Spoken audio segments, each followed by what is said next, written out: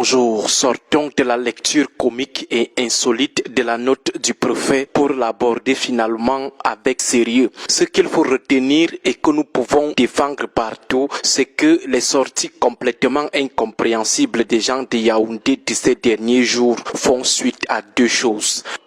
La riposte médiatique que l'opposition et les acteurs de la société civile ont apportée à la sortie très méprisante du ministre de l'administration territoriale devant les gouverneurs. Deux, le courage des médias teigneux à traiter sans complexe l'affaire Brenda Biya. Voilà les deux choses qui font rougir Yaoundé depuis quelques jours. Des attitudes héroïques et courageuses des forces alternatives et des médias libres qui viennent renforcer la détermination actuelle du peuple à ne rien laisser passer en 2025. Après leur affaire de prorogation, ils s'attendaient à ce que l'opposition soit en transe, mais la sérénité opposée est en train de les toucher. Lorsque le ministre de l'administration territoriale méprise les gens, les traite de nounous, il n'y a pas de discours de haine. Lorsqu'il promet la répression aux gens qui ne lui doivent rien du tout, qui ne lui ont rien fait aux yeux des donneurs de leçons de Yaoundé, les gens doivent tout simplement applaudir,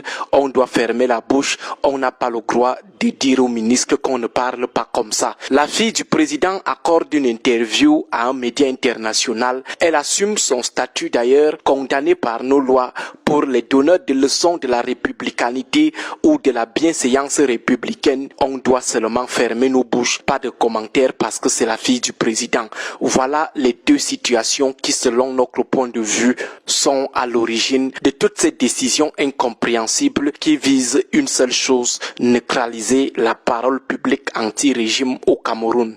C'est le haut niveau de la brimade qu'ils sont en train de préparer, terroriser ceux qui expriment leur contestation, leur opposition dans les médias. Ils sont en phase de répression des libertés publiques, en phase de violation flagrante des droits de l'homme, plus précisément les droits politiques, la liberté d'expression et la liberté d'opinion au Cameroun. Nous sommes en train de faire un grand retour vers les années 70-80 où les gouvernants veulent se cacher derrière la toge des responsables des institutions pour se mettre à l'abri des critiques. En France, aux États-Unis ou en Allemagne, lorsqu'un dirigeant décide de nager dans la boue, l'opposition, l'opinion ne lui fait pas de cadeau et jamais on ne se cache derrière le titre de représentant des institutions. Finalement, on doit tout laisser passer dans ce pays parce que les gens représentent les institutions. Un ministre peut venir à la télé, mépriser les gens, les ridiculiser. On ne doit pas lui rappeler ce que signifie être ministre dans une république parce qu'il représente les institutions.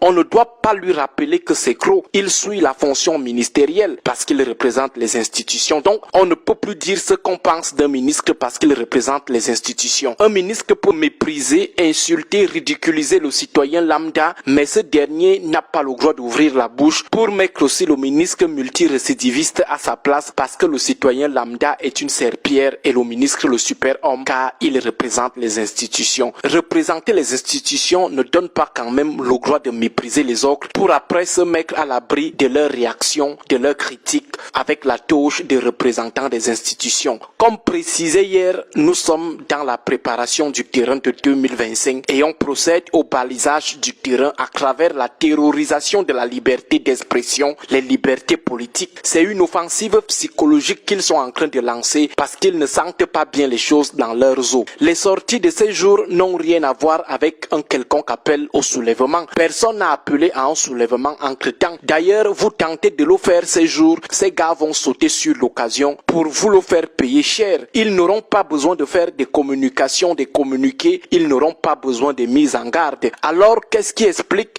les histoires des appels au soulèvement maintenant qu'on évoque, qu'on convoque dans les communiqués? La réponse est simple, c'est juste un prétexte pour passer le message de la peur qu'ils veulent renforcer dans l'esprit de ceux qui critiquent ou s'opposent à eux. Tout ceci dans la perspective de 2025. Et d'ailleurs, nous avons des lois qui sont claires sur les outrages et des appels au soulèvement. Alors, a-t-on encore besoin de chasser quelqu'un d'un département? Il s'agit tout simplement d'un prétexte pour terroriser. Et parlant de cette histoire de chassement de Yaoundé, pourquoi seulement l'Onfundi, dont Yaoundé et non les autres 57 départements? C'est parce qu'ils veulent intimider deux leaders de l'opposition qui y vivent et qui constituent une grande menace politique pour eux.